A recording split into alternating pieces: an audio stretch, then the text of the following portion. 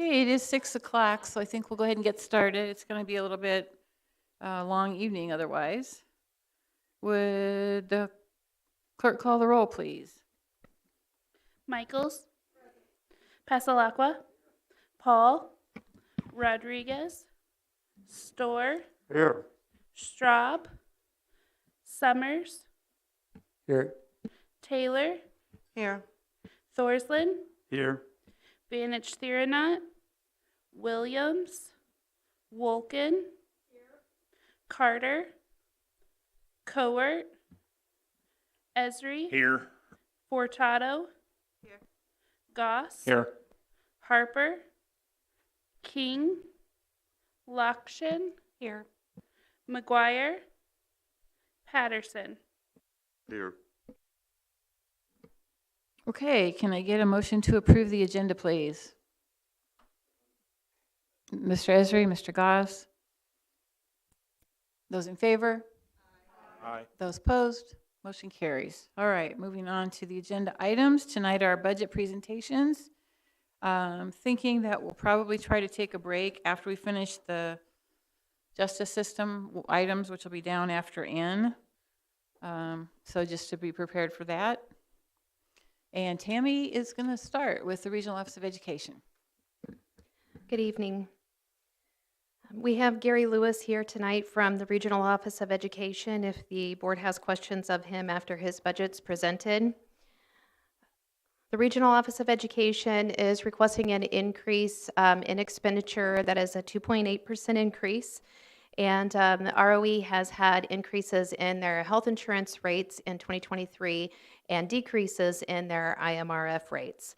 The Regional Office of Education is funded through Champaign County property, not property taxes, Champaign County funds, and 94% of the EAV for the region is made up of Champaign County, and therefore the budget request from ROE is made up of 94% of Champaign County funds. Some good news for the Regional Office of Education: their administrative fee that was previously imposed at 2%. This is the same fee that the county had for its public safety sales tax fee that was reduced to 1.5% a year and a half or two ago. This fee was reduced to 1% on July 1st of this year. So those are additional dollars that the office will have to be distributed in Champaign County. And just like last night, I'll pause briefly after the budget presentation in case there are questions.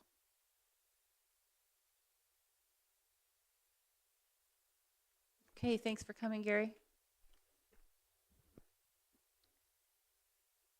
Extension education is our next budget. I do not see Ms. Bose here tonight.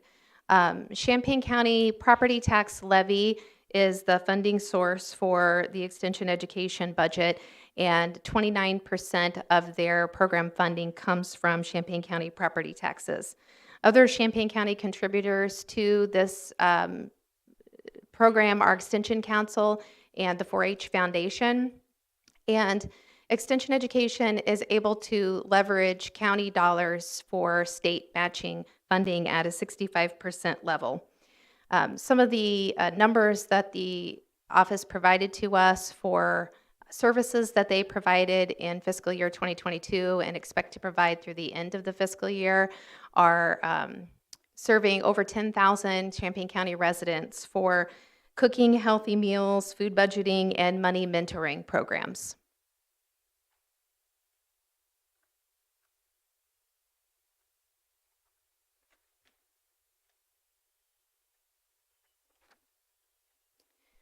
Veterans Assistance Commission Superintendent Brad Gould is here tonight, and just to let you know, Brad will be retiring at the end of this year. Brad was the first superintendent when VAC was implemented 10 years ago. So, Brad, we thank you for all of the years of service that you have provided to the county.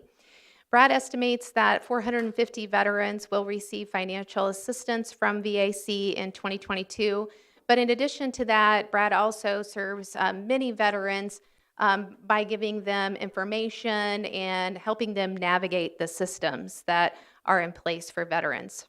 Champaign County has the 13th largest veteran population in the state, and again, this is December of 2022 will mark the 10th year of the VAC program established in Champaign County.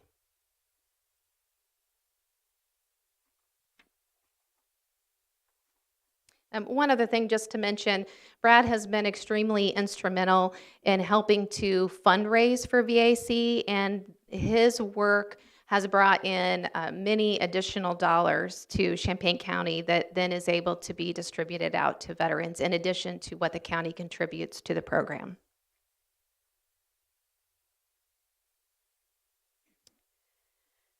Planning and zoning and solid waste management are the next two budgets, and zoning administrator John Hall is here tonight. He has indicated that the backlog of open nuisance complaints is continuing to decline, and the office is still in the process of recruiting a zoning officer. This is a position that the county board approved funding for in the current fiscal year. The fiscal year 2022 budget included revenue for the large solar farm near Sydney that has now been delayed, so we will not receive that revenue that's in the budget for 2022. However, we are expecting that permit fee of $174,000 to be received in fiscal year 2023. There are 43 new zoning cases projected in 2022, which according to Mr. Hall is the highest number of cases in the last 11 years. And the Solid Waste Management Fund was moved under planning and zoning, I think a couple of years ago now. And this particular fund has been experiencing a declining fund balance every year because for the county's contribution to these recycling events, we've basically been drawing on fund balance. And that fund balance is now projected to be under $10,000 at the end of fiscal year 2023. So the county is going to have to determine how, moving forward, it is going to fund its cost for providing this service to county residents. One of the requests that is being made for the ARP budget is for $10,000 to help offset this declining fund balance. And that would probably last about 2 years in terms of supporting the county's cost towards this program.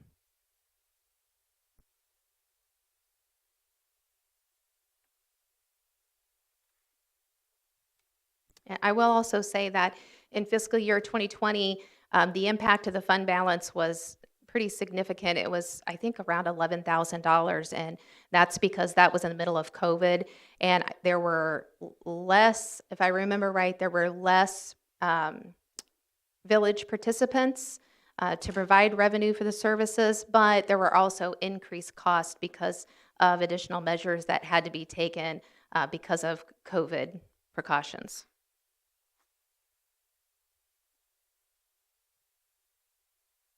Thanks for coming, John.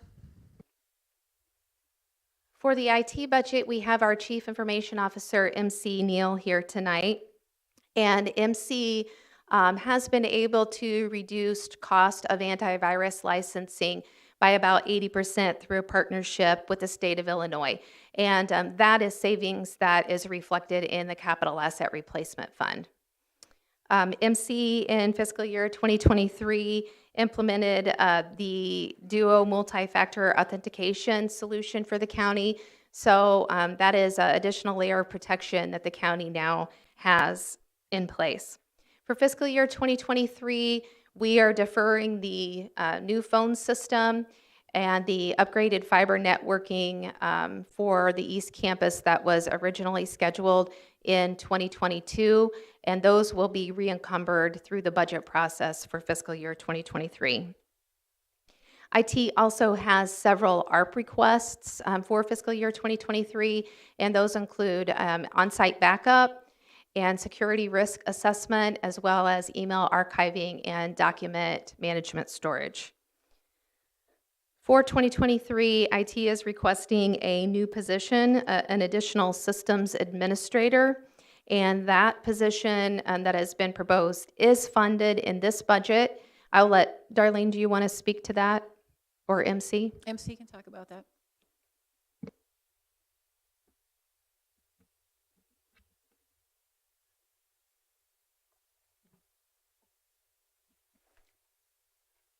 How did I know I'd be the lucky one to come up first? Good evening, board. So this position is a duplicate position of one that is currently within the circuit clerk's office.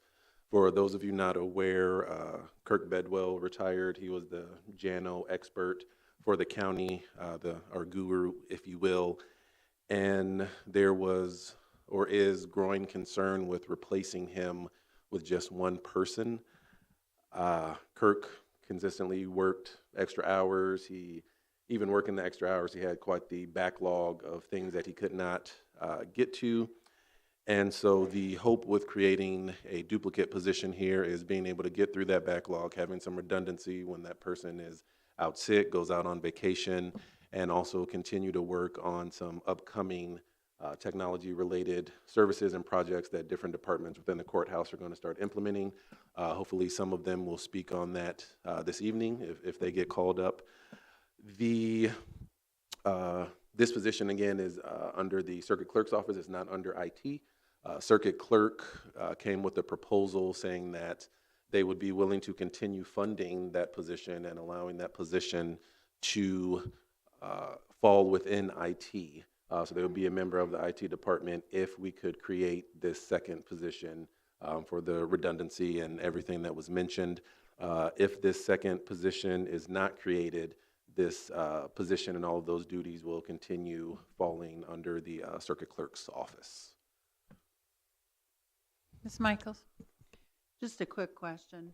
Having the additional person there, I understand the experience level is not there, and so you probably do need to, but would this person maybe later on also be able to do some special projects and things of that nature? Yes, absolutely. So once they can get through the backlog, the extra bandwidth that they have would be able to go towards some special projects. It would also be able to go towards being some first responders, if you will, at the courthouse. Right now, IT does not have any staff members that are housed at the courthouse.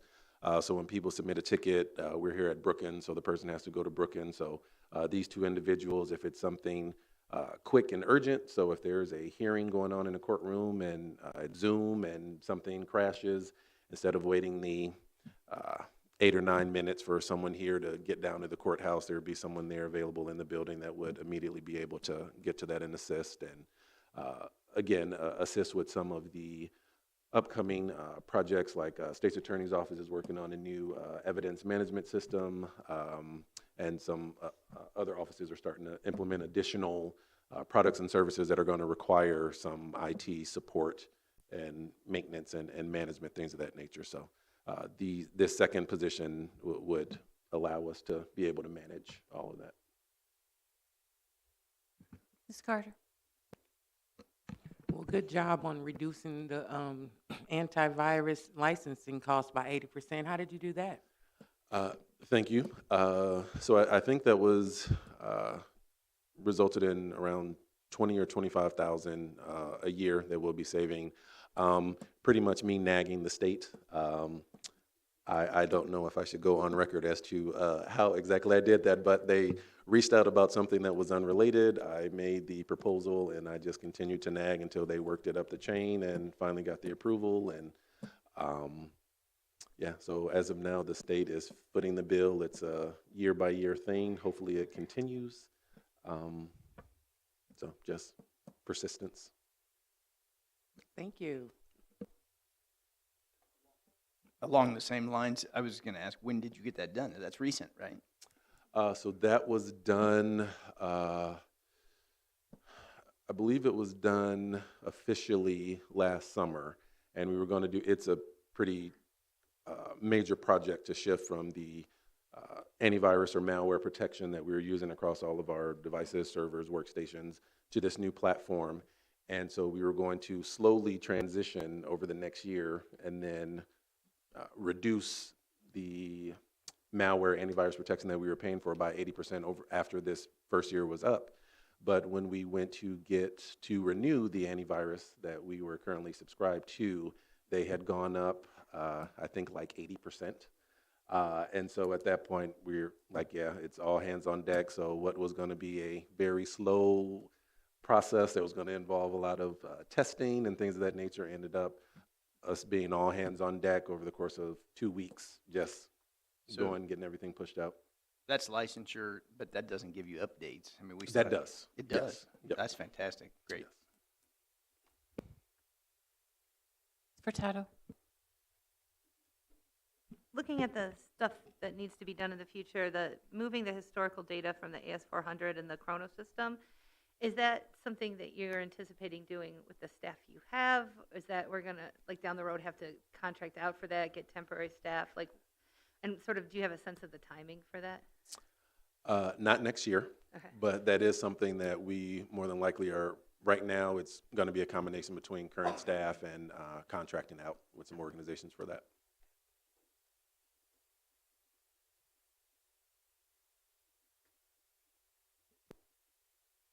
Okay, thank you. All right, thank you.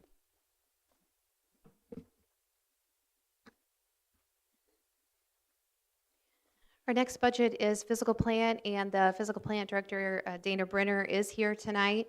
Dana has been extremely busy for the last several months working on County Plaza and jail consolidation projects, and I just want to commend him for his work on that.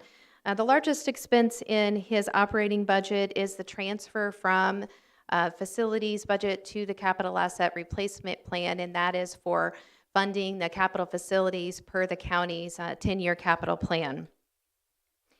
Utility costs are continuing to increase, and the county is negotiating rates for alternate supply. However, delivery costs are also increasing, and the scope of that is outside of our control. In fiscal year, actually, we've started this in this year and will continue it into fiscal year 2023. We have discontinued transferring funds from public safety sales tax to the fiscal plant budget, and we have started directly paying for the utility costs for public safety buildings and the minor repair and maintenance costs directly from the public safety sales tax fund, as opposed to that administrative process of transferring those funds. This budget also includes the debt service payments for the 2010A issue. Actually, that's the 2019 issue now because we refunded that issue. And that matures at the end of fiscal year 2024. So we have 2 years left to pay on that debt service.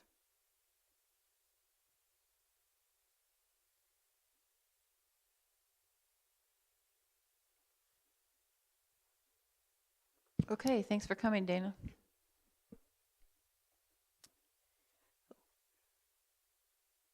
Moving on to the coroner's budget. And actually, I forgot, Dwayne had indicated that he had a training and he would be out of town tonight. So according to Mr. Northrup, the deaths in Champaign County continue to rise, and there is ever-changing illicit drug trends that are resulting in increased autopsy and toxicology cost, and year over year, the county has to continue to increase funding for those services as those costs continue to rise. In addition to those rising costs, there are also rising costs in supplies and shortages in supplies that Mr. Northrup is dealing with. He has stated that the 2 deputy coroners that were added in the current fiscal year have significantly helped with the burnout and employee turnover in his office. And for the slides tonight, instead of doing a separate slide for the special revenue funds that are associated with the elected official and department head budgets, I've just put a note on the bottom of the slides regarding those special revenue funds. So Dwayne has one special revenue fund, and that is the Coroner Statutory Fee Fund. This is a newer fund that was implemented a couple of years ago as a result of review of the statute that determined that these fees should be deposited in a separate fund and not directly into the general fund. And so what we have been doing is basically depleting the capital asset fund associated with a coroner, using that up, and Dwayne will be transitioning all of those costs over to the coroner statutory fee fund moving forward. In 2023, he plans to use this fund to purchase a new vehicle.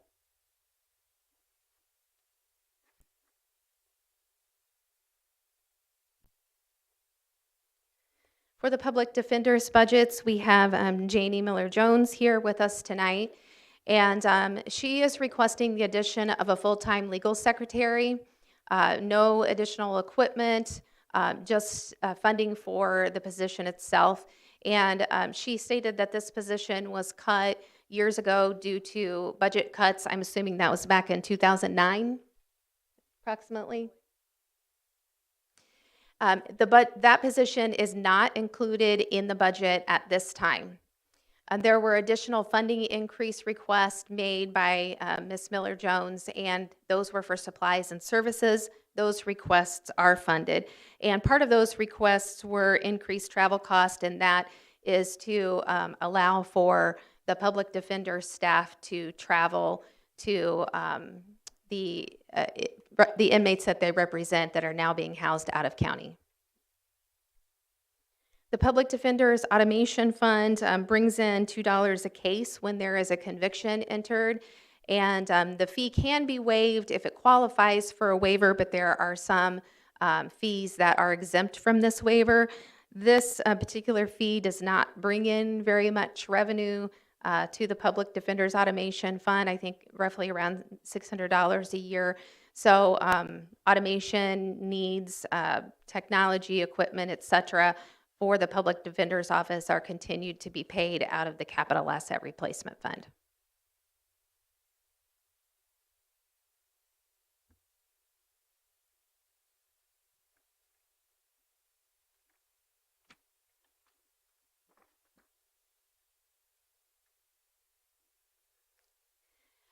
We will move on to Jdc and Court Services. Director Mike Williams is here tonight, and the first budget is for JDC.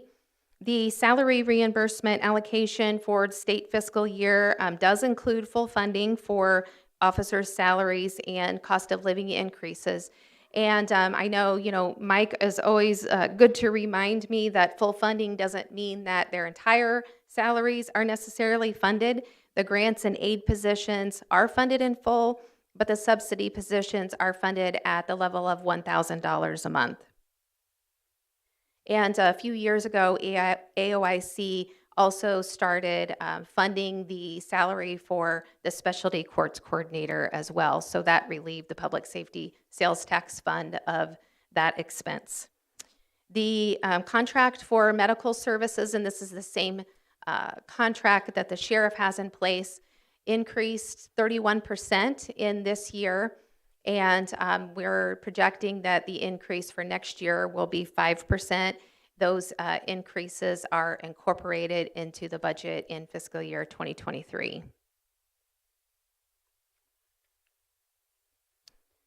For court services, again, salary reimbursement allocation is considered full funding for state fiscal year 2023. And predominantly, the majority of the expenses in this budget are for personnel. There is one special revenue fund, probation services fund, and the chief judge authorizes the expenditures from this fund according to the Supreme Court guidelines. And this fund has historically been used, not in the near term, but in prior years to offset reduced funding from AOIC for salary reimbursement. In fact, it has supported the general fund to the tune of, I don't know, I think up to close to $1 million. I know that Mike has kept track of that, so if you want to know the exact number, you can look at it in your budget document. But that is largely what this fund has been doing for those few years, and also provides a lot of other support and services, including is a major contributor to the drug court program.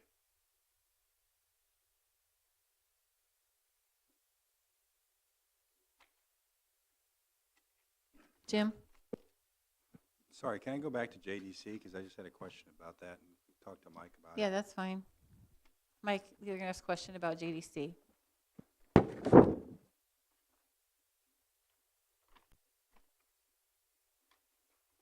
How you doing?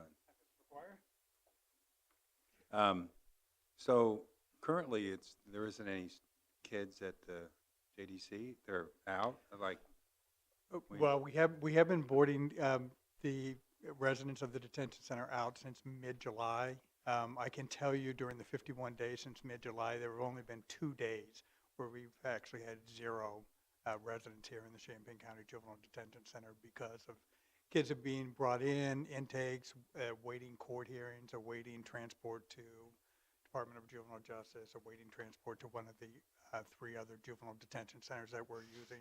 So we've had an average of 12 kids boarded out since July 15th. but there's been kids in the building that the staff have had to Correct.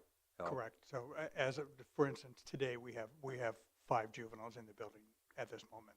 So normally, what's your staffing, and how many do you have now, and what's Well, the this- prospect of I'm- finding more staff? Thanks for the question. I'm happy to report the staffing has improved. Since the end of June, we have added 7 staff to the Juvenile Detention Center. Unfortunately, we lost 2 during that period as well, but we were able to add 7. We have offers out to 2 others, so we're hoping to add a couple more here within the next week or 2. So at the moment today, we have 6 vacancies at the Juvenile Detention Center. In addition, we also have 2 of our supervisory positions that are vacant, but generally when I'm talking about vacant positions in the line staff, because that's where we had the most severe employee crunch. Okay. So how does it affect the kids and services, services for the families when they're out of the county? Okay, Jim, we need to kind of stick to the budget stuff tonight, if you don't mind. It is about the budget, because Okay. these are services we provide and the budget provides. Sure. Well, what I can tell you, Mr. Including the staff. McGuire, is, sure. All of the 3 detention centers that we're utilizing offer full programming, as does our center, so they follow all the programming guidelines by the Administrative Office of the Illinois Courts, as well as the Illinois Department of Juvenile Justice. And Keith Willis, who is our superintendent, and his staff are in contact with the parents here. They make sure that they are aware of whatever services are available. We are happy to connect them with their children, either by Zoom or telephone calls. We want to make sure that they're able to maintain contact with the kids just because they're out of county. We don't want them to lose that contact. But I feel confident that the kids that are being housed in McLean, Will, and Lake counties are receiving the same level of services that they would be if they were here. Great. I'm Thank you. confident in that. Thank you. Thank you.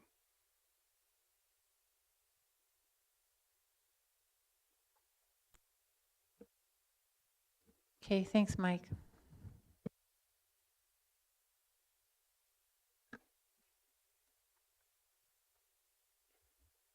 Our next budgets are for Circuit Court. We have Presiding Judge Randy Rosenbaum here tonight. Court Administrator Lori Hanson was unable to be here. And this department is requesting to add an administrative legal secretary position. They have said that the remote proceedings are requiring more staff time and technological expertise. The budget in front of you tonight does not include funding for that position. However, it does include increased funding for the judiciary books that have historically been paid from the Law Library Fund, shifted from that fund over to the general fund, allowing the Law Library Fund to be used for more what it was intended to be used for.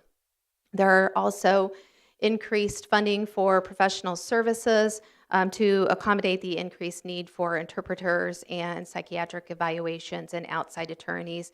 And again, these are costs that the county year over year sees increasing. And sometimes we have to come and get a budget amendment at the end of the year, even though we have increased appropriation for those services, because we just don't know at what level exactly they're going to be necessary. But we have increased funding in 2023, once again, for professional services. For the jury commission, There is increased funding to accommodate the grand jury that was re-implemented in, I believe, July of this year, and also for a special jury that is scheduled for 2023. This particular department has 3 special revenue funds, one of those being the Law Library Fund that I mentioned earlier. The filing fee that is collected for the Law Library Fund is used for operating that self-help center. And according to Ms. Hanson, they're hopeful that they will be able to purchase a public access research terminal at some time in the future for that particular department. The Specialty Courts Fund is seeking recertification for drug court in 2023, and mental health court has been under consideration, according to Ms. Hanson, I think for some time, but requires a dedicated deputy. So there is inadequate staffing for them to be able to implement a mental health court without that dedicated deputy. Foreclosure Mediation Fund is a fund that has been experiencing decreased revenues, even though the filing fee was increased in 2022. There are fewer filings, so there is a nominal revenue that's coming into that fund. And for 2020, I think it's already in effect, but there's a not-for-profit dispute resolution center that is going to assume the coordination responsibilities for that program, giving some relief to the expenditures for the foreclosure mediation program. Ms. Furtado? A couple of questions. What would the budgetary impact be for the admin legal position if it was funded? There is, at the back of your book, an estimate of that. I do remember that, actually, now that you say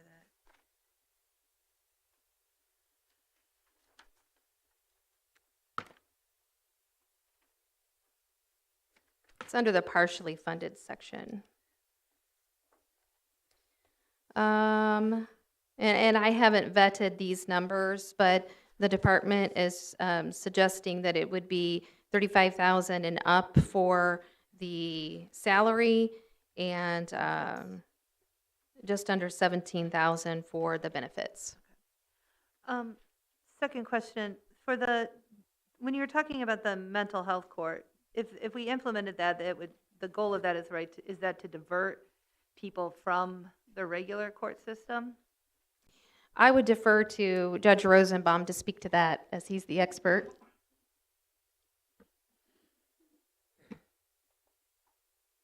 Good evening. I don't have COVID, but I have a cough, so I'll wear my mask. You're the only one who has to worry, I guess. I'll face this way. Specialty courts in the state of Illinois can be set up in a variety of different ways. The most there are in the state are drug courts, and most of them are post-adjudicatory, so somebody has pled guilty and they're on probation. You do have the ability for drug courts, and there are some of them around the state where it is diversionary, where you get people who are in the program, and if they succeed in the program, the case is dismissed. The same thing applies to mental health court. We haven't started mental health court. I'm still in discussions. I think the biggest sticking point at this moment is we don't have a deputy on the drug court team, and that's a question for the sheriff. But I think that a deputy is even more vital for a mental health court. I have spoken with Julia Reitz, our state's attorney, over the last year or two about a mental health court. I think the consensus is it is more likely to be a diversionary program rather than a post-plea program, but nothing has been solidified yet. On that, besides the dedicated deputy, would there be other costs that you would anticipate in setting up the mental health court, or would the deputy be the biggest sort of fiscal hurdle? At this point, that's a big hurdle. We have grant funding that the drug court coordinator would become the specialty court coordinator and work. We have grants and other programs through the Mental Health Board and Rosecrans. It would be, to a great extent, many of the same counselors and therapists that are doing the drug court that we would just expand it into the mental health court. So I don't know how much more cost there would be, probably not much. So you're working on this right now, or thinking it through this right now. So this is not something you were thinking about implementing for 2023? Well, we're being recertified in our drug court, Right. and the process has actually begun. We're gathering the information and submitting it in November, so I think we'll be recertified in early next year, I hope. Okay. I can't foresee us starting a mental health court until we get recertified in drug Right. court, because we can tweak whatever concerns the Supreme Court has for the drug court, make sure we tweak those and get it right for the mental health court. But I do think the dedicated deputy is a real issue. All right. I'd like to, this is something I'd be super interested in trying to figure out how we could get this done as a county. It seems like the direction that we should be going in. So maybe we could continue to talk about this for the next year to try to figure out if there's a path forward for this, because it seems like something we should be There trying is to do. certainly a path forward. I Great. don't know how easy of a path it is, but Right. there is a path forward. Right. Thank you so much. Oh, you're I welcome. appreciate it. Ms. Carter? I'm curious about the interpreters' wages. How are they paid, and what are their wages, if you could share? They are paid by the hour, so if they have one case or 5 cases in the same courtroom, they just get paid per hour. So we try to set up calls where we have, for example, the Spanish call. So we might set 20 cases, so we're only paying for an hour or 2, as opposed to splitting them up over time. Currently, I think most of our interpreters are $75 an hour. There are a few very specialty kind of languages that I think can get a little bit more, maybe $100 an hour. Thank you. You're welcome. Mr. Storr? Thank you. There was a drug court deputy that was working half-time with the drug court, was there not? Yes. And how long have you been without that service? I didn't check. I think he resigned from the team over a year ago.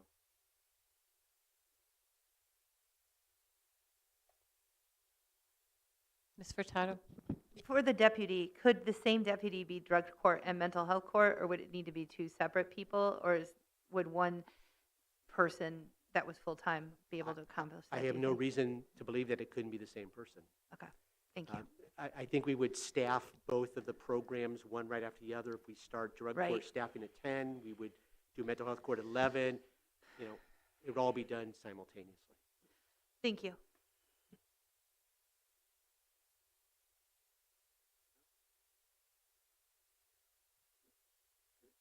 Thank you, very much. Judge. Have a good evening.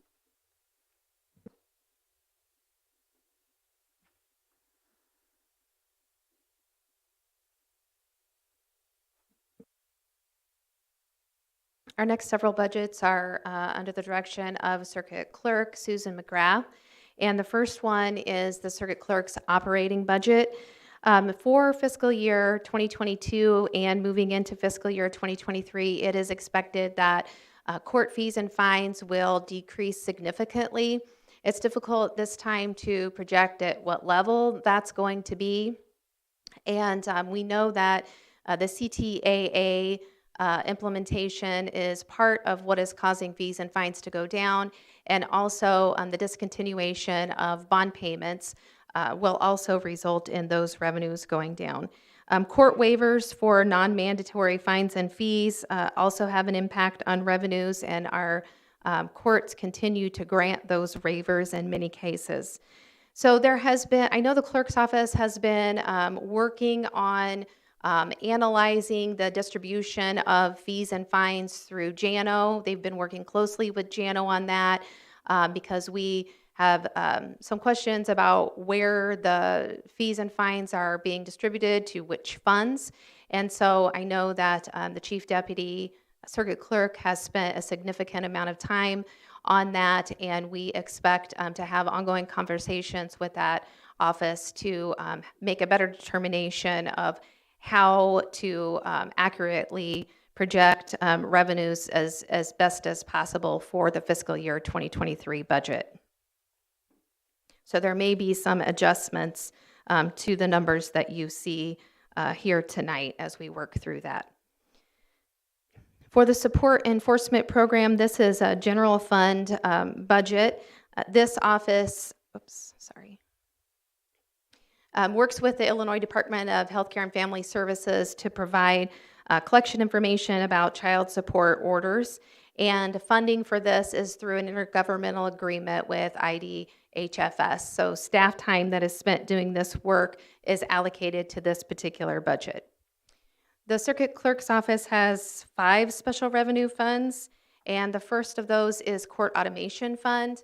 Another fund that we are expecting the revenues are going to decline and will not be able to keep pace with expenditures. At present, for the end of fiscal year 2023, there is a actual negative fund balance that is projected. So as I mentioned earlier, administration and county executive are going to continue discussions with the Circuit Clerk's Office to review the revenues that are going into this fund, and also discuss what, if any, shift in expenditures might be able to occur out of this fund. For Child Support Services funds, these revenues are used to improve collection efforts and contribute to JANO costs.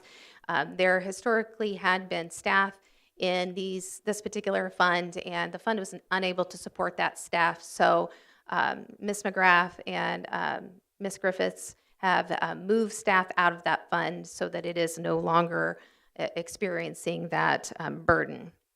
For Circuit Clerk Operation and Administrative Fund, this is a particular interesting situation. While we're seeing declines in revenues in other court-related fees, this particular fund is experiencing a significant increased fee. So again, as we work through the analysis of how the fees are being distributed, I know the office is closely working with JANO, reviewing the CTAA schedules and also county ordinances to ensure that funds are being distributed properly. It may be that funds have not historically been going to the correct department. So again, we're looking to them to, as the experts, analyze this situation and bring that information back to administration after consultation with the chief judge.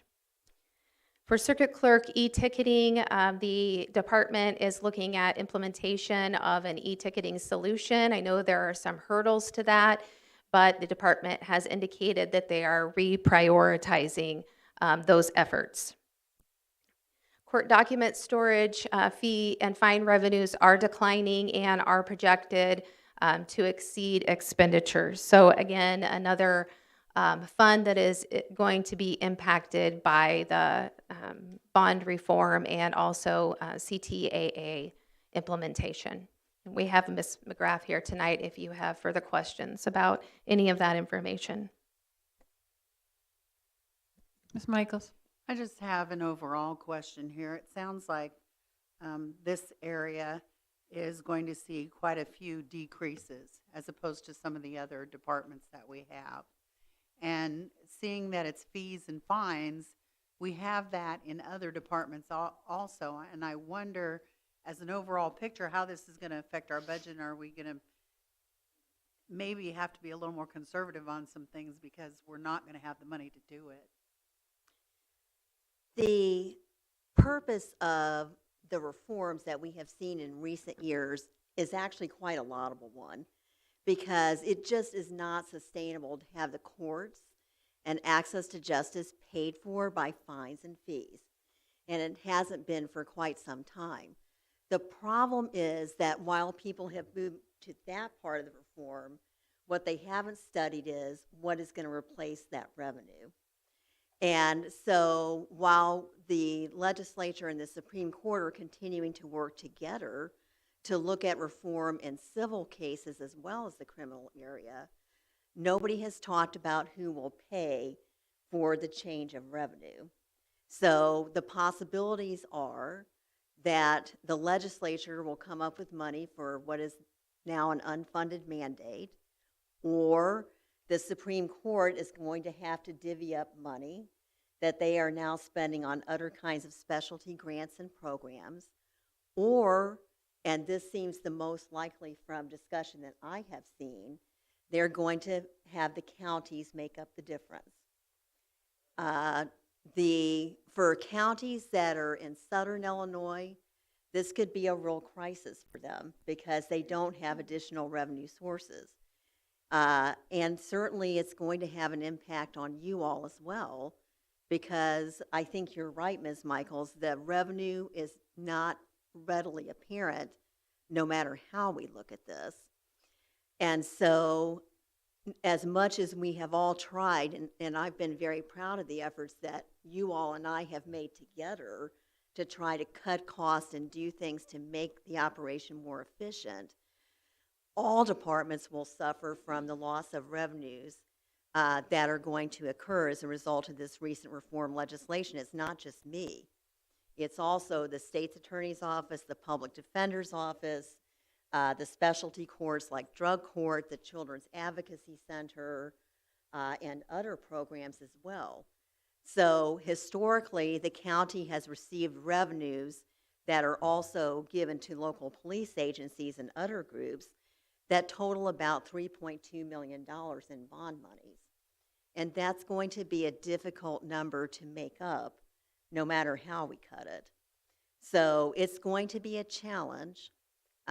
We're going to have to study this very hard and see what we can do together to make up that difference. But in some ways, unfortunately for you all, it's going to be very comparable to what we've had to do when we're looking at the jail and other big programs. And access to justice has to be paid for. So in that switch over from paying as you go, being self-sustaining, to something where those revenues are going to now transfer to something else, it's going to be hard. And it's not going to be something easy for any of us that are being affected by this. It happens to hit us the hardest because we're the office that is funded solely by revenues and fines for the most part, and grants that we receive from the Supreme Court. But it's going to impact other offices too. And in a time where money is tight, it's definitely going to be something that's difficult for the entire county. So that's why we're all working hard to cut costs and do things more efficiently, but it's going to be hard to make up $3.2 million. Mm-hmm. Ms. Carter? I'm just curious, how much of your revenue would you say was brought in by the use of marijuana or cannabis, like related to marijuana or cannabis? Like how much will be lost with the new laws? I don't know exactly what comes from cannabis, but what I can tell you is with decriminalization of those cases and the fact that it really is an ordinance violation only, and not being criminally charged except in the most egregious of cases, I don't think we have a lot of revenue coming from that. And that really started before I took office, even in December of 2020. So a lot of those reforms started in 2016 and 2017. And as you remember, the first big push for expungement cases actually took place with those cases funded by, in part, the state legislature, and then also supported by the counties. So there just isn't a lot of money and hasn't been for a while. Okay. And thank you for all the hard work that you do, especially in that program. That's just awesome. Thank you so much. You're welcome.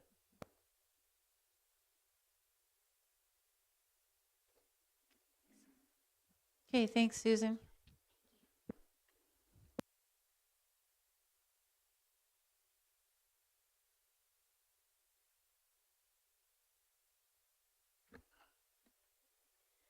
Our next few budgets are the state's attorney's budgets, and the state's attorney has requested the addition of an application support specialist. This position is not included in the budget at this time.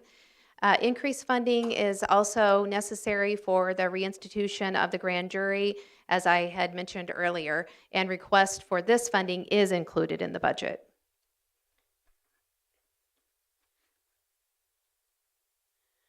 The state's attorney support enforcement Budget has a contract in it with the Illinois Department of Health Care and Family Services, and we are in year 3 of the 5-year contract.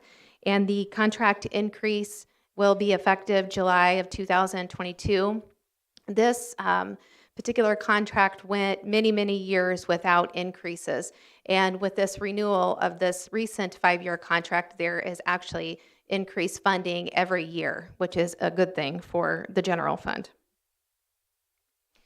There are 2 special revenue funds under the purview of the State's Attorney's Office. One of those is the Drug Asset Forfeiture Fund, and the State's Attorney's Office receives 12.5% of the value of forfeited funds and uses those for equipment and training for staff that are responsible for drug possession and delivery cases. Also, the State's Attorney's Office has an automation fund, and those funds are used by that department as allowed by statute. And I will point out that the financials did not print for the automation fund, so I will let you know the revenue budgeted in fiscal year 2023 for that particular fund is $5,015, and expenditure is budgeted at $5,000. And Ms. Reitz is here if anyone has questions of her.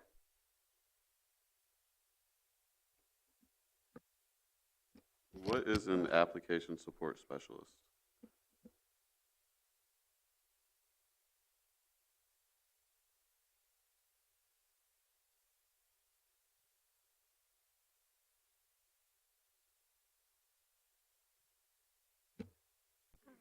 Thank you. It's a job description that I pulled from the IT department. Essentially, it would be an IT person for my office. I'm sorry that I wasn't here earlier. I don't know if you discussed the. Yes. Okay, so we have in the courthouse, I'm going to say, have limped by for many, many, many years without our own IT staff, without, really sufficient support. We had Kirk Bedwell, who was hired originally in 2002 or 2003 to be the special projects supervisor for the JANO project, and his job morphed into basically jack of all trades IT guy that was largely outside of the scope of his job description. And then he left. And now we're, really facing the fact that we have bubblegum, duct tape, IT at the courthouse for many, many years. I simply do not have the resources and the time for my attorneys to be doing the IT work in the office. They need to be doing attorney work, not trying to figure out why a printer isn't working or how to plug in something or that sort of thing. And I think it's an issue that we have courthouse-wide. And so I've asked for my own person. I'm also very willing to be part of a group discussion. We have had those discussions, but I think the IT staffing at the courthouse specifically is in dire need of being increased and supported, especially from my perspective with all of the digital media and digital evidence that we are gathering, using, having to distribute, having to save, having to use in courtrooms. It's just, we like I said, we have limped along trying to make this work, but it is getting to a very clear point that to be able to do what we need to do, we need somebody whose job it is to take care of our technological needs.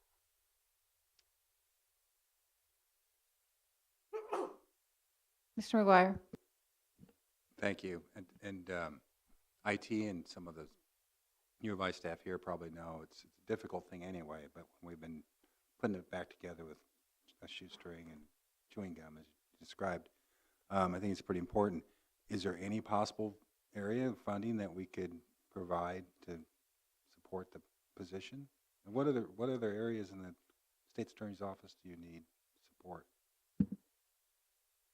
If you're asking, is there anywhere I could take away to fund? Asking Tammy if there's available funds in the county budget to pay for the position you're talking about, but is there also other areas in the state's attorney's office that you need more funding So for? the suggestion on the table, or what's actually in the budget, Jim, is that there is a second IT position for what we're calling a systems administrator that would do whatever the courthouse needs as backup person for the person that's replacing Kirk Bedwell.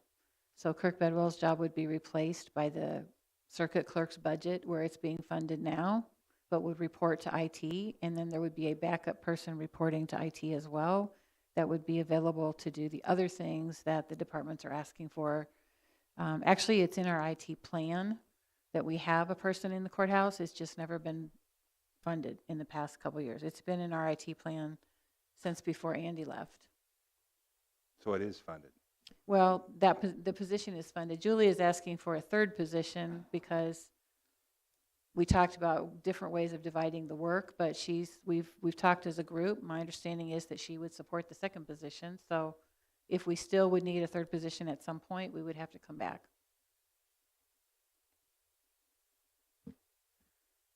Ms. Lakshan. Would the movement of county staff over to County Plaza alleviate some of that with somebody being closer to the courthouse, or? Okay. But there is room also in the courthouse. There is a small office there, and then as the public defender moves out, the intention is to move another No, person in. I didn't mean like space-wise. I just meant more because like MC had said, you know, having somebody at Brookins who has to report to the courthouse takes time. If we have our IT staff located at County Plaza instead of Brookins, is that going to alleviate some of that issue with the time involved? Okay.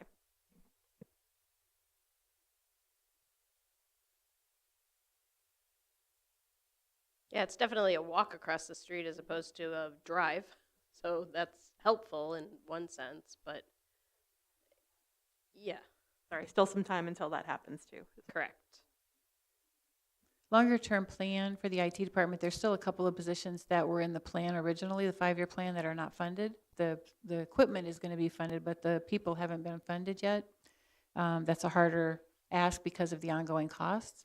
And the intention as we build over into County Plaza is to move the IT department there. And then there would be somebody here at Brookins, somebody at the sheriff's office, somebody at the courthouse, and somebody at County Plaza. Yeah.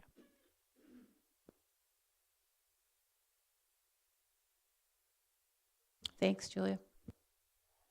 Nothing else?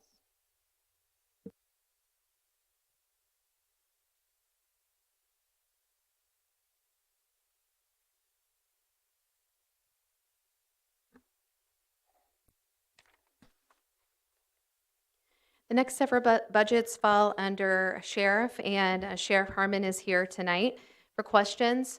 We'll start with the law enforcement budget, and Sheriff has indicated that there are increased needs for deputy training and mandates, and this is just something that I will point out in conjunction with declining revenues that we are experiencing related to bond reform and CTAA. We're also experiencing increased cost and mandates associated with criminal justice reform. The sheriff is requesting a replacement for a canine dog that passed, I don't remember exactly how long ago, but he has made a request, I believe, for $20,000 for replacing that dog, and also a request for 2 additional deputies. Those things are not funded in this budget at this time. What is funded in this budget at this time is increased funding for gasoline and vehicle replacement. I know that the sheriff's vehicle replacement budget was cut. I think it was back in 2016. It has not been increased since then. And so this increase that is funded is $55,000 increase, and that is to support the replacement cycle for those vehicles. The sheriff's budget is one of, I think, I think it's actually the only general fund budget that has vehicles budgeted within the operating budget as opposed to the capital asset replacement fund, because that allows him a little bit of flexibility if he has underspending in some of his other lines, that he can use those dollars to replace an additional vehicle if he has that funding available. For the Correctional Center, we are budgeting a little over $3 million for out-of-county housing cost. And as I stated last night, part of those costs are being supported through a transfer from the public safety sales tax, and part of those costs are being directly supported from the general fund. There are also increased costs associated with the medical contract. This is the same contract I referred to earlier when we talked about JDC's budget. So those increases to the medical contract costs and also medical supplies and gasoline are funded in this budget. Ms. Furtado? I know that we're about to enter into contract negotiations with at least, I think, 3 of the FOP. Does this budget reflect our anticipation of the resolution of those contracts in terms of personnel costs, or is that something that you would anticipate coming back to us for with a budget amendment sometime in 2023?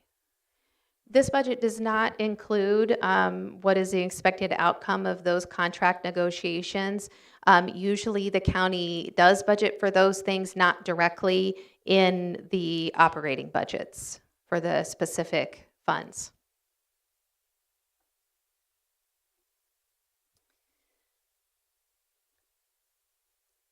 You have a question, Mr. McGuire? Okay. Can Sheriff come up, please?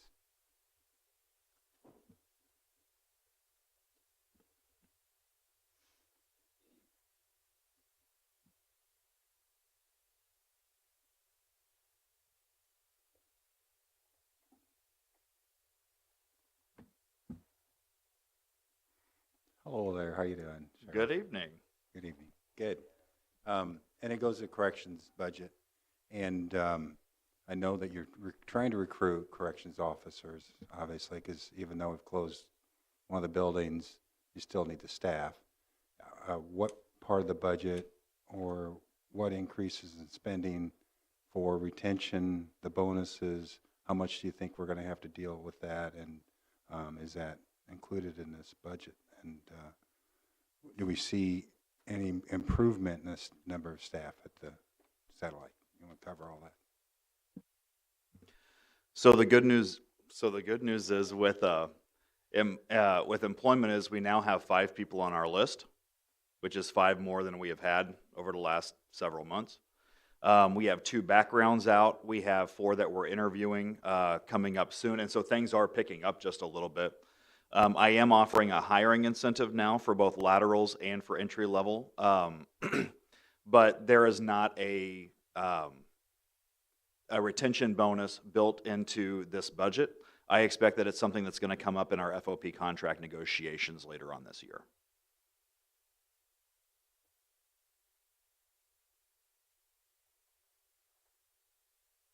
Ms. Furtado? Yeah, I just wanted to thank you. I know we've had a lot of conversations about how you can manage those retention bonuses and just the fact that the care that you've taken with that, and because of some of the understaffing, your ability to do that without having to come back to the board for that request is greatly appreciated. Yeah, there's been quite a bit of conversation behind the scenes on the best way to offer retention bonuses. I'm an advocate of offering those, but I've also been in touch with the state's attorney's office and things and the best way to go about that. And so we've decided to hold off until contract negotiations for those.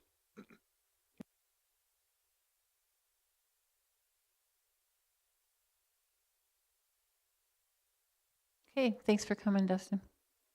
We've got a few more budgets of Dustin's to present, so you might as well stay. In fact, you may want to speak to your request for 2 additional court security officers as well, because you can explain better than me the pretrial reform that may be upon us. So the criminal justice reform, pretrial reform, obviously has been a hot topic tonight with our budgets. So we are still in the process of figuring out how this is going to affect our operations. As the legislation is now, everybody who is arrested and brought to the jail has to have an in-person hearing at the courthouse within a certain amount of time. At that hearing, how it's different now is for arraignment, they can do it via video, and there's no opportunity for witnesses and victims and things to testify as well. That all changes January 1st. And so there is a potential for the courthouse to be open 7 days a week. I don't know if it's going to come to that or not, but at the time, obviously, we had to form our budget. And if the courthouse is open 7 days a week to witnesses, victims, and that, then I'm going to be asking for more staff. The state's attorney's office is going to need more staff. The circuit clerk's office is going to need more staff just to have that courthouse open for those 2 additional days. So that's where the 2 additional court security officers comes in at. I have no idea if I'm going to need it or not, but I wanted to at least put it on everybody's radar just in case that does come up, because that will be non-negotiable. That'll be something we have to do. Mr. McGuire. That's an interesting concept. How much time do you actually have for an attorney to present witnesses to, for the defendant, and how much time do you get to have the state's attorney bring the case? And is that a requirement within 3 days? Come on. 48 hours. That's interesting. Thank you. Good luck. Thank you. Sheriff Orman, there's been a long-term need for court security officers. How's that stand right now? Have those positions been filled, or is there funds that haven't been spent yet? We currently have 2 court security officer vacancies. One person is out on medical leave with a workers' comp injury, and there is another one that just left for another job at a local police department. We expect to fully replace those 2 positions. The thing with most of our positions, as you've probably figured out, is that we are running bare minimum usually anyways, and so we have 11 courtrooms, and we have 13 court security officers. So that's 1 court security officer per courtroom, which I'm required by law to have, and then 2 court security officers for the front area when you enter the courthouse for security. And so court officers double up in things when there's vacations and there's different things like that. And so 13 is the bare minimum, and this would be an added duty, and we would need to add more more court security officers.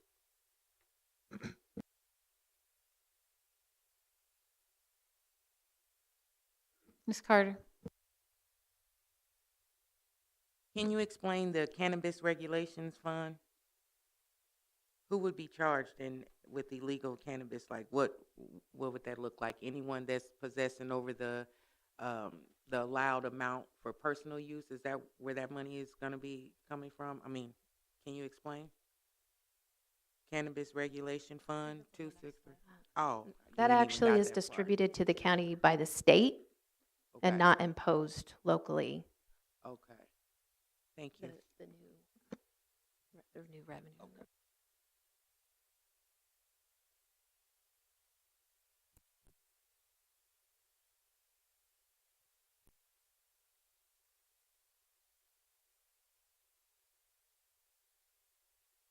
Sorry, I misunderstood your question at first.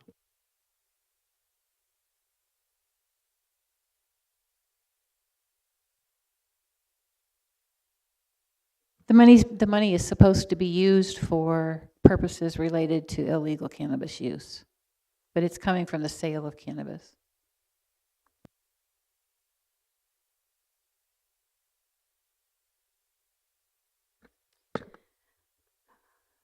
Ms. Furtado.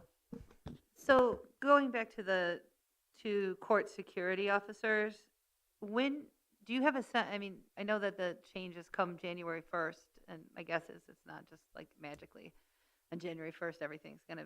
Do you have a sense of the timing on when you're going to know about this 7-day situation? And as a follow-up question, is the driving sort of impetus for that, just the 7-day operations, or if that doesn't come into effect, would you still be asking for 2 court security officers, or would you be, it sounds like you're pretty tight as it is. So is that the only reason you're asking for those, or would you be asking for those even if that isn't implemented? Honestly, if we did not have this potential for the need for 2 new court security officers starting January 1st, I'd be focusing on deputies and correctional staff. Okay. However, even if the courthouse is open for a couple of hours a day on Saturdays and Sundays, we are so lean court security wise, we would not be able to necessarily flex schedules throughout the week to cover those shifts, if that makes sense, because we just have no idea how long they would be there in a day, those types of things. As far as a timeline, I can tell you that the Sheriff's Association is working on solidifying some things. The State's Attorney's Office Association is working on some things. The Judiciary is working on that. We may not know until December 31st how it's going to affect us on January 1st. And it may be an automatic January 1st. Now we're thrown into this and we have to make it work. That's why we're starting to make these preparations now, just in case nothing happens between now and then, and we have to legally change our operations on that day. This next question might not be fair. I'm sure you're going to say both. If you had to sort of prioritize corrections or deputy, what do you think is more pressing? You're going to say both, aren't you? My explanation, so I would say, and Carrie would kill me for saying this, so I would say deputies. And the reason why I say that is because we are down so many correctional officers right now that for that lieutenant position, we could potentially use that money that we're saving by not having those full-time officers and make that lieutenant position. The only problem is I will need all of those correctional officers eventually.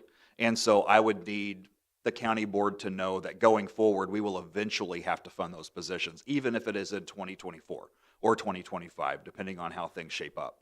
But I have no money in law enforcement budget to add those 2 positions. I do have some wiggle room in the corrections budget to do that on the short term. Can I make a comment? Mr. McGuire? I don't, just like the circuit clerk said, I don't understand where we're going to get all this money.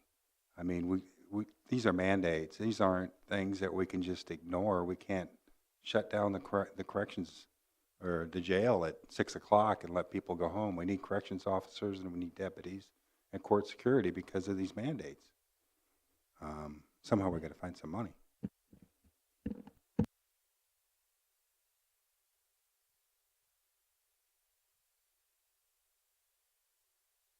Okay.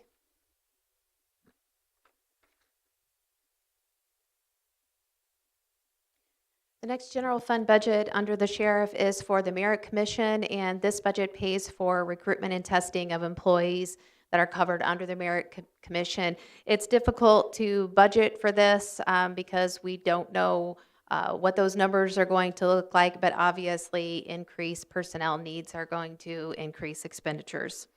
And the Merit Commission continues to look for innovative ways to recruit and retain diverse and high-quality employees. For special revenue funds, the drug forfeiture fund under the sheriff, let me just preface all of these funds by saying that they are all regulated by statute, so they can only be used for what is allowed in the statute. For drug forfeiture fund, it's difficult to predict the number of cases that will be handled, and therefore it's difficult to predict the amount of revenue that will be brought into this fund. The Cannabis Regulation Fund will be spent, those funds will be spent on training and equipment allowed by statute for investigations and enforcement related to the illegal cannabis market. For jail commissary, I don't think there's a specific project necessarily planned for fiscal year 2023, but there is appropriation in this particular fund allowing the sheriff the ability to use those on statutory allowed expenditures. And the county jail medical cost fund is essentially a pass-through fund that is transferred to the general fund at the end of the fiscal year to help support the medical contract. It's a very nominal amount of funding compared to the cost of the medical contract. I just wanted to see if I could get an example of the kind of thing that would be covered under the drug forfeiture fund. That might be a question for Julia as well. I know that you also touched that.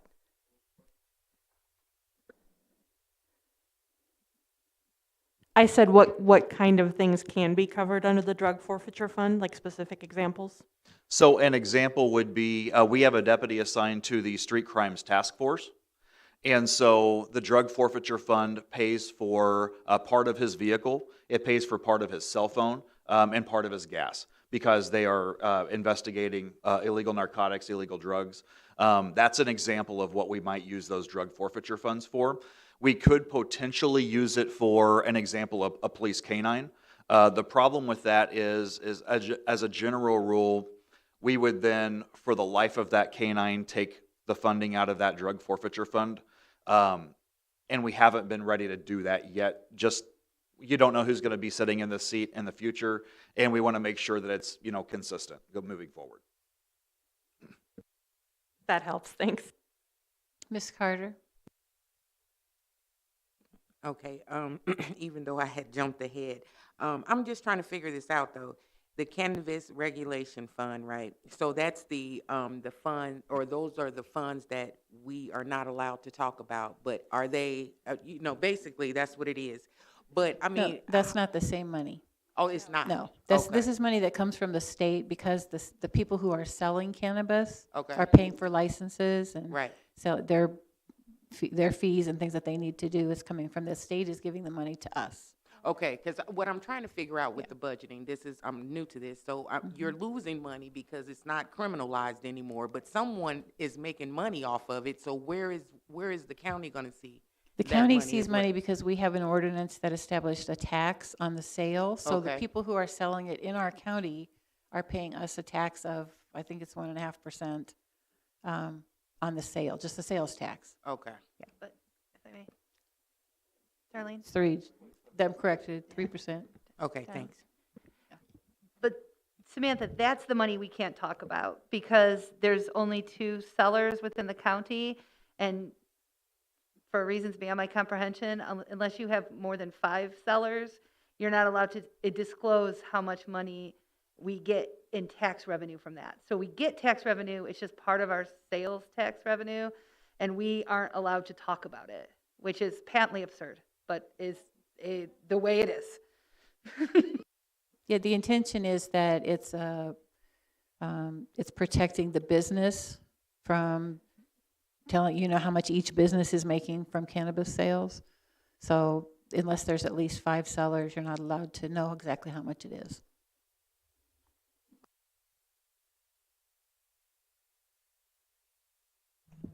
Drug forfeiture is when Julia stops an 18-wheeler, finds 10 pounds of cocaine and $200,000.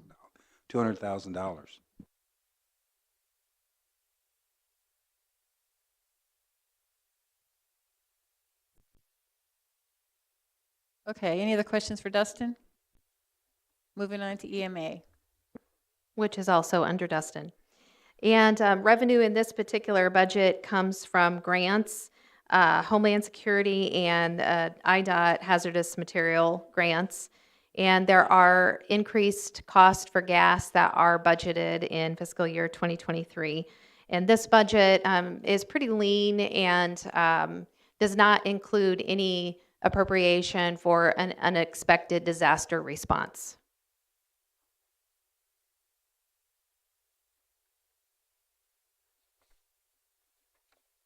And that is the end of the justice group. So you indicated we would take a break. Yeah, we're going to take a short break now, just 5 minutes, please. There are a few snacks in here or a restroom break, whatever you need, but please be back in 5 minutes.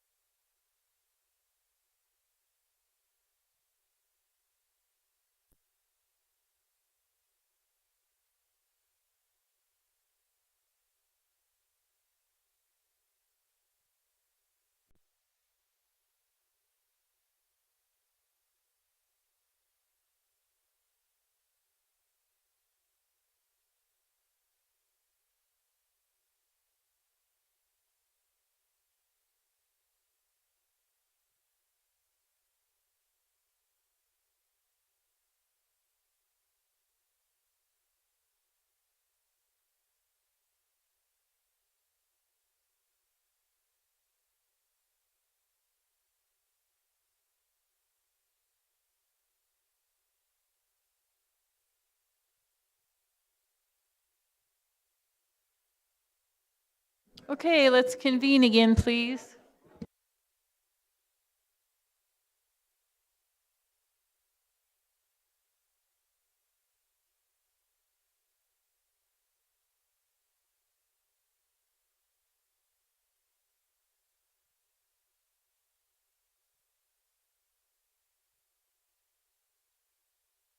Okay, we're going to move on now with the Board of Review.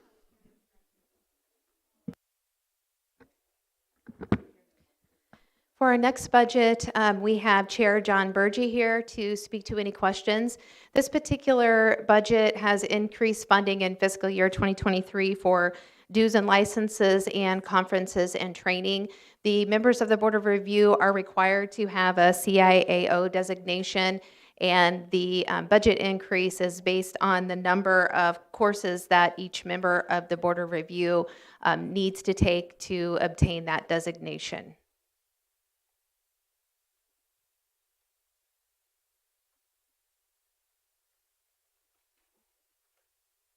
Thanks for coming tonight, John.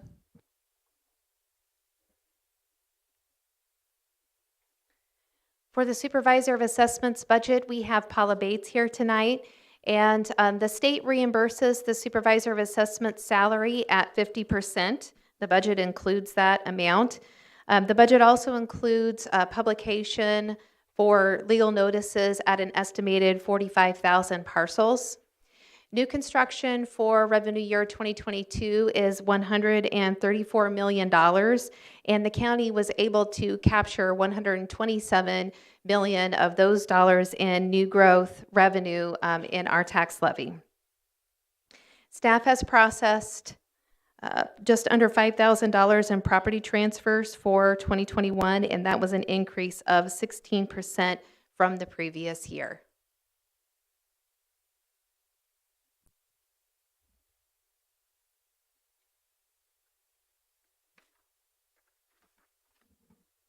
Okay, thanks for coming, Paula. For the auditor's budget, we have Auditor George Donos here tonight, and the majority of his budget is made up of wages for his staff of 6. And this budget does receive a little bit of revenue, and that is largely associated with billings to other county funds for accounting services that are provided by his office. There is a discontinuation of a nominal revenue source that was collected through a contract with a local bank for electronic payment of some bills, but with implementation of the ERP system, that arrangement is obsolete. Also, with implementation of the ERP system, the position of administrative secretary is no longer necessary. That position was largely handling and processing a large volume of paperwork associated with the county's previous financial system.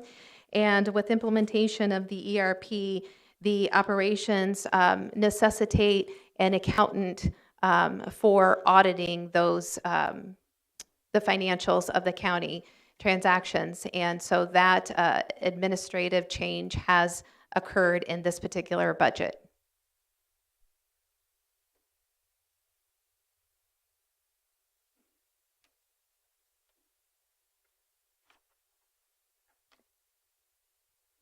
I think I saw CJ. Oh, there you are. Our treasurer, CJ Johnson, is here tonight, and she has 1 general fund budget and 3 special revenue funds. For her general fund budget, we are continuing to shift costs that have historically been paid from the tax sale automation fund to the general fund because we're still building up the fund balance in tax sale automation fund. If you recall, that fund was depleted in fiscal year 2019, and so we have been processing and funding a lot of the tax cycle needs through the general fund. According to Ms. Johnson, it is expected that penalty revenues are going to decline in fiscal year 2023, and she is projecting this because of the increase in digital deposits that are going to result in a quicker turnaround for rejected payments, and also because of the implementation of automated notices, which will result in more timely tax bill availability and delivery and fewer return tax bills. For her special revenue funds, the working cash fund is essentially an interest collecting fund, and those interest amounts are transferred to the general fund at the end of the fiscal year. The tax sale automation fund I referred to earlier, again, we have shifted many of the non-personnel cost of that particular fund over to the general fund for tax processing and tax sale, mail services, and lockbox collections. Property tax interest fee fund revenues are deposited as a result of the tax sale items. There are $60 per tax sale property, and those are funds that are also transferred to the general fund at the end of the fiscal year.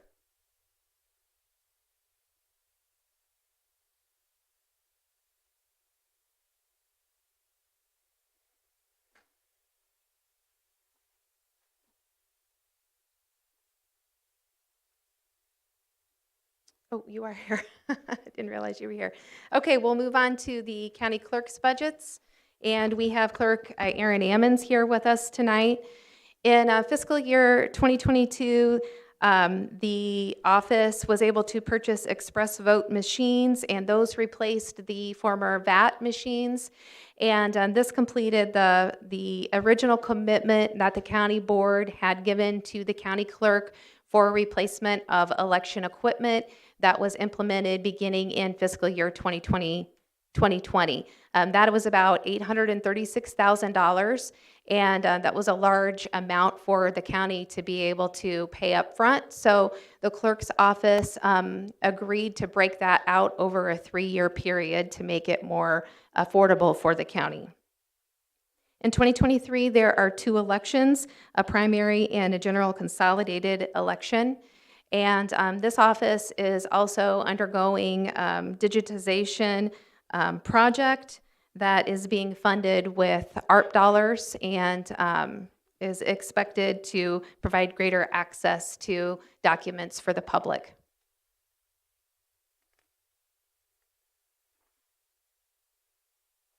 For the County Clerk's Special Revenue Fund, there is the County Clerk Surcharge Fund that is a pass-through fund. We will no longer be budgeting for that fund. That fund will still be in use, but essentially everything that is collected through that fund and passed through to the state will be recorded as a balance sheet transaction as opposed to appropriated in the county's budget.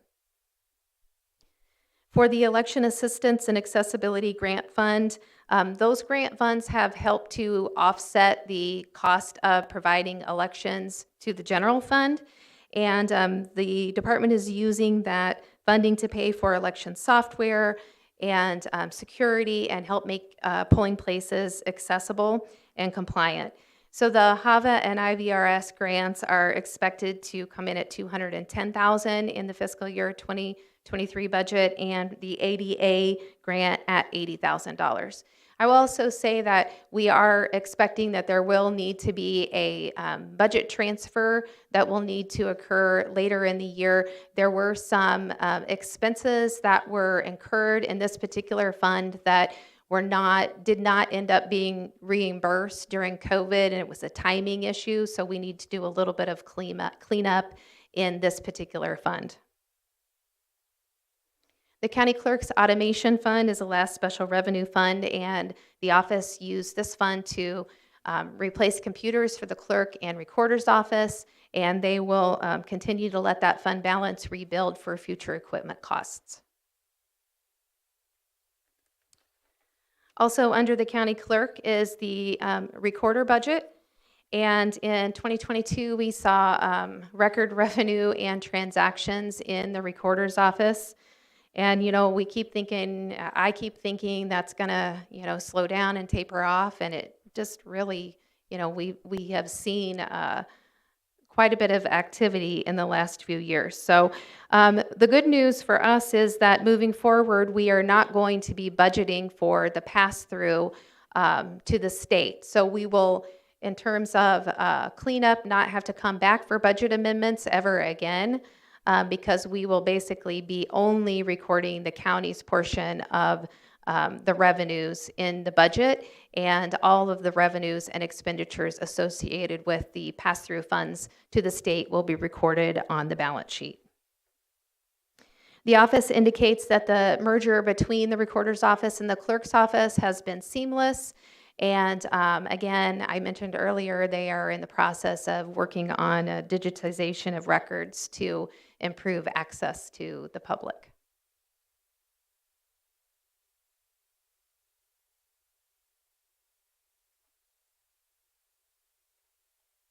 Okay, thanks, Erin.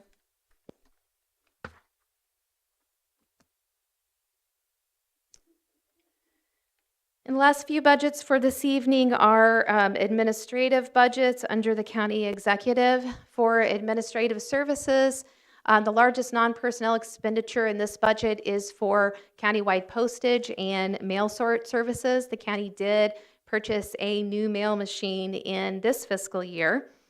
And personnel expenditures in this budget are budgeted to decrease due to the resolution effective December 1st that reduced the county executive's salary.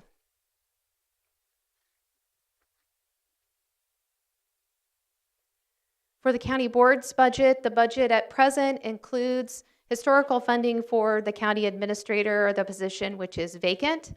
I know that the board has historically used that funding for special initiatives, including project management. Right now, we have a part-time grant writer.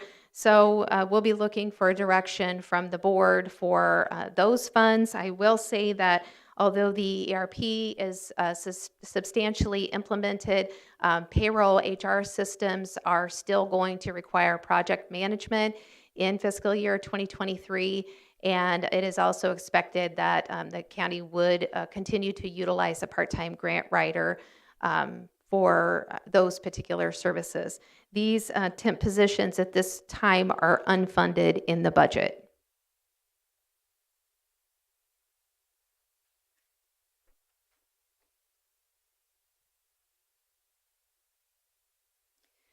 A new general fund department budget for fiscal year 2023 is the County Plaza debt service budget.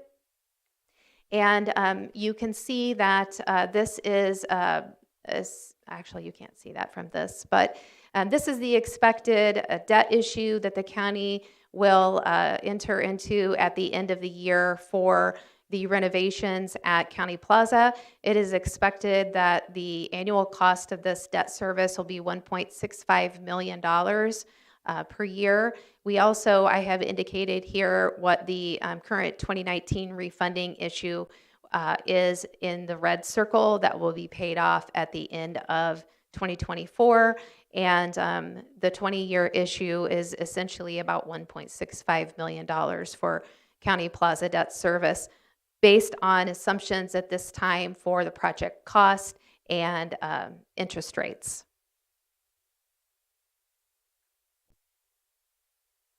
Both subject to change.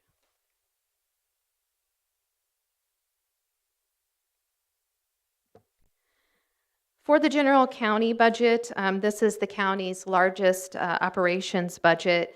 We'll start with some of the revenue highlights. Property taxes and state shared revenues are the main sources of general fund revenue and are predominantly captured in this particular budget. For the property taxes, the inflationary growth allowed by PTEL in 2023 is 5%, and new growth revenue allowed under PTEL, which I referred to earlier, is $127 million. There is also another $750,000 that was recovered enterprise zone EAV added to the tax rolls. So the combination of the inflationary growth and new growth revenue allowed under PTEL will allow for a property tax increase of 7.79% in fiscal year 2023. So we will be required to hold a truth in taxation hearing in October. For state shared revenues, those revenues continue to demonstrate increases, although growth in the near term has diminished compared to the year ago periods. And so I'm waiting for September revenues to be posted by the Illinois Department of Revenue. I want to look at one more month and may make some adjustments to state shared revenues based on what those numbers look like. I want to go back because I want to mention that in regards to the property tax levy, the former nursing home operating levy in 2023 is reallocated to the general fund. We had discussed that. I know when we first talked about purchasing County Plaza and whether the county would be able to afford those debt service payments. At that time, those debt service payments were estimated to be $1.3 million, which is what the former operating levy for the nursing home was. Because of rising interest rates and also because of increased project cost, as I mentioned earlier, the debt service is expected to be closer to $1.65 million. But the reallocation of the nursing home levy to the general fund will largely offset that increased cost to the county.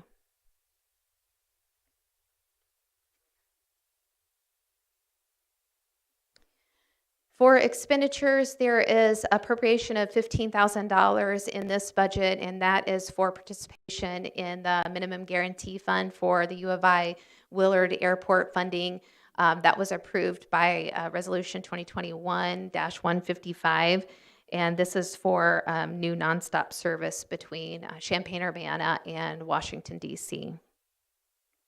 The largest expense in the general county budget is for the general county health insurance, and I do not have the contra expenses entered yet into the budget for health insurance. We talked about those when the county executive presented her budget memo. With the new ERP, we have the ability to enter negative expenses. So in order to capture savings that we see through turnover, we are going to implement negative expenses or contra expenses into this budget. I have not done those calculations yet. I'm waiting for us to finalize the personnel budgets, and then I will enter those numbers in as negative expenses.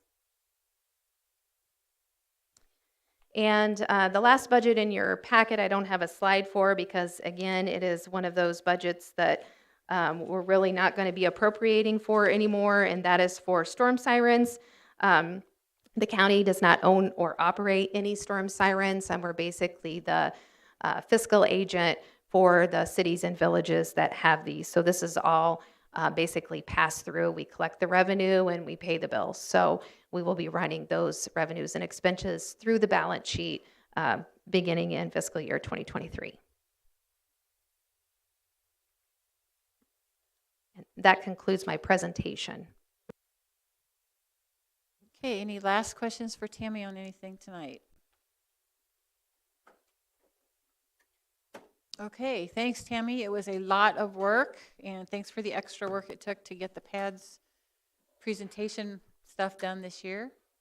And we don't have quite as big of a packet to show people. It's a few fewer pages this year, just because of the different format. But thank you for doing that. It took a lot of work to do this, so we appreciate it, and good questions. And now the board will begin to consider these things. There will be a memo that's presented to the board at the committee of the whole coming up about the budget and what's being recommended after these conversations. So looking forward to September where we can talk about it. All right, seeing nothing else, the meeting is now adjourned.